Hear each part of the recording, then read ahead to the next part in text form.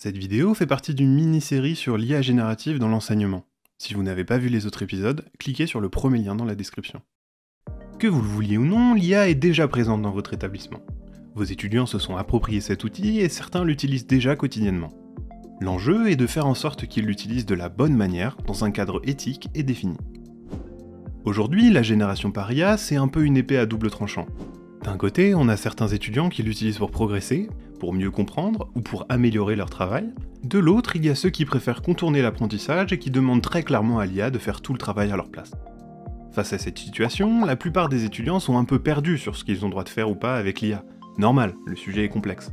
Et c'est là que les directions et les équipes pédagogiques ont un rôle crucial.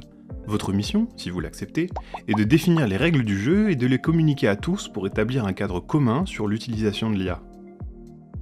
Bon, entre nous, la vraie question n'est pas de savoir si vous accepterez cette mission, mais quand vous vous y engagerez. Pour vous aider à établir ces règles, il existe des ressources sur lesquelles vous pouvez vous appuyer, comme par exemple l'Artificial Intelligence Assessment Scale, aussi appelé AIAS. Cette échelle permet de sélectionner le niveau d'utilisation des IA appropriés en fonction des résultats d'apprentissage recherchés. Pour en savoir plus, nous vous conseillons cette vidéo, dans laquelle Jeff Van de Poel questionne les fondamentaux de l'écriture et apporte des ressources sur lesquelles vous pouvez vous baser pour établir un cadre clair sur l'utilisation de l'IA dans les établissements pédagogiques. Le lien est en description. En expliquant les objectifs pédagogiques de manière transparente, les étudiants comprennent qu'il est dans leur intérêt de jouer le jeu en suivant les règles, plutôt que de chercher à les enfreindre. En réalité, ce qui semblait être une menace pour l'intégrité académique pourrait s'avérer être un véritable atout pédagogique au profit de l'apprentissage. Concrètement, l'IA excelle dans de nombreuses tâches. Elle peut résumer des textes complexes, suggérer des sources pertinentes, perfectionner les traductions ou encore jouer les correcteurs orthographiques. Mais attention, elle doit rester un outil au service de la réflexion et de la compréhension et ne doit en aucun cas devenir un substitut à l'apprentissage. Alors évidemment, quand on met en place les règles du jeu, il faut aussi prévoir les conséquences en cas de non-respect. Chaque niveau de sanction doit être clairement défini et communiqué.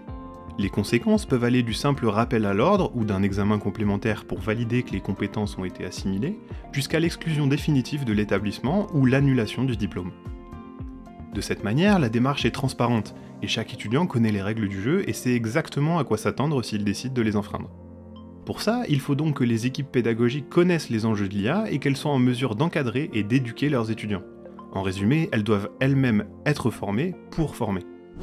Petit instant auto-promo, chez Compilatio, on propose des formations pour en savoir plus sur les enjeux de l'IA. Elles s'adressent aux référents académiques, aux enseignants et aux étudiants. Pour en savoir plus, rendez-vous sur le site internet compilatio.net. Pour mieux comprendre le rôle des enseignants à l'ère de l'IA, on se donne rendez-vous dans le prochain épisode.